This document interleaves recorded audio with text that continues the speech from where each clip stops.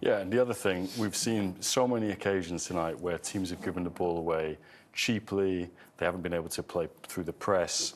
I think a lot of coaches out here think you have to be Pep in order to win the Champions League. Well, and he gets the label, doesn't he, Arteta, naturally enough. The thing is, sometimes you have to be José too.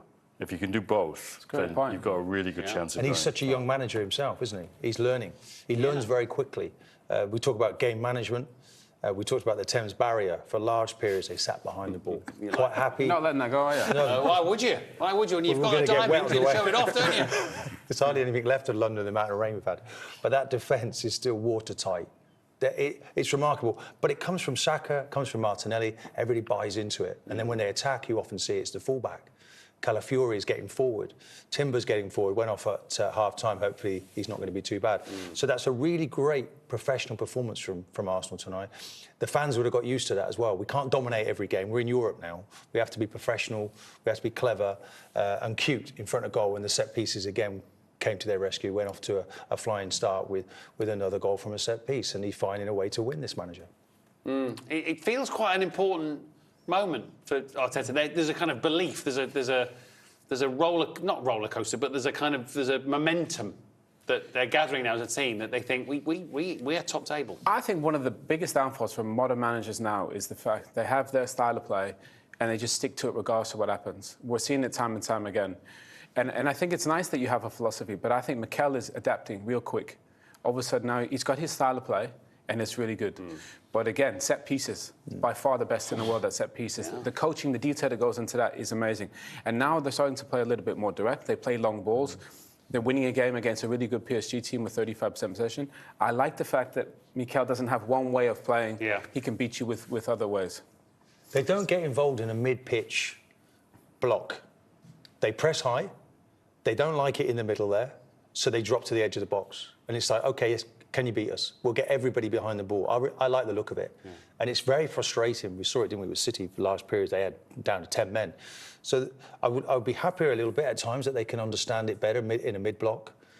The teams I played in, we didn't allow teams to come onto us quite so much. But they found a way, edge of their own box, and it looks really watertight. They've got better defenders now. But Matt, that's a great point, because actually defensively they keep so many clean sheets and they have match winners at the top of the pitch. We're just going to run through the first goal.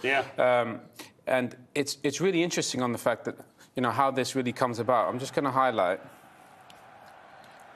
Look at Kai Havertz. That's going to be your goal scorer. And he's obviously coming from that deeper position. You know, we look at the PSG defenders there. They're not marking anyone. And Kai can come from this position, and I love that. And you look at Trossard, he's on the ball there. He's waiting. Can he cuts back? And as soon as he cuts back, you can see the defenders, he's not sure. Everybody looks at the ball. Kai's in there. And all he wants to do is come from this deeper position and get into that area. And he is brilliant at this. Timing-wise, he's exceptional. The ball, he knows I'm off. And he stood up into an absolute perfect area. Donnarumma's a little bit late, but the one thing I would say is Arsenal defensively, exceptional, and now they have players at the top of the pitch that can hurt you. I'm going to go to 2-0 as well, because I think that's really important as well. We talk about set pieces. One of the best teams in the world at set pieces. Look at all these guys. Look at all these guys at the back post. It's embarrassing, isn't it? You know, it's brilliant, because basically all they want to do is work into this area. And Saka is going to hit this area. And I'm just going to run it slow. Watch Saka. As soon as he puts his hand up, watch how quickly these players move. It's brilliant. Nobody's at the front post, not one person. And watch how quickly these guys transition. Saka puts his hand up. That's the signal. Right, we're on the move. And once they get on the move, everybody takes up position. Somebody's got to be at the near post. That's coming in there. OK, it's not pretty, but I tell you what, it's effective. People are covering areas, so they're good defensively. They've got match winners at the top of the pitch and set pieces there. Do you know what's really interesting? It's like they used to say to us, if you get as high as you can, and it's like drawing a curtain in front of the opposition's goalkeeper, as you run across, he hasn't got a clue what's happening. It's like putting a screen up. And there's 2 or 3 movements, no one hits it, ball goes in the back of the net, maybe a fraction of a touch. And it's great ball in. The delivery of the ball, Saka does not get enough credit. I was going to say, the delivery is almost always pretty much on point from Saka, isn't it? Yeah. I mean, I'd just like to talk about PSG for a sec, because it's a PSG team that's got an average age of 23. They let Messi go to Inter Miami. Neymar's in Saudi. Mbappe's finally got his move to Real Madrid. And the way they've gone about recruiting this team is it's a little bit like what Monaco did when Monaco used to get to semi-finals in the Champions League. There are players who are on the cusp of going from good to great players. Barcola, Vitinha. But that's a very young team that we saw tonight with Luis Enrique dropping Ousmane Dembele because they had a fallout at the weekend, not in the squad. So you've got Desiré Doué coming in and playing on the right-hand side tonight.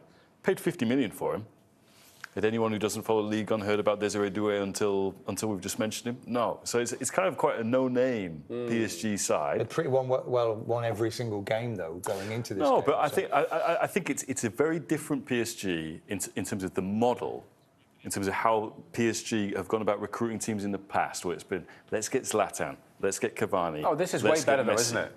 I think you can see it's a more cohesive unit that I think in time can go further than they the should other have done this PSGs. sooner, really. But they went for the kind of the star name, didn't they? They are earlier in their project, I would say, than Mikel is with Arsenal. Yeah. And so, I think that has to be contextualised tonight That's in fair. terms of where they're at. Yeah.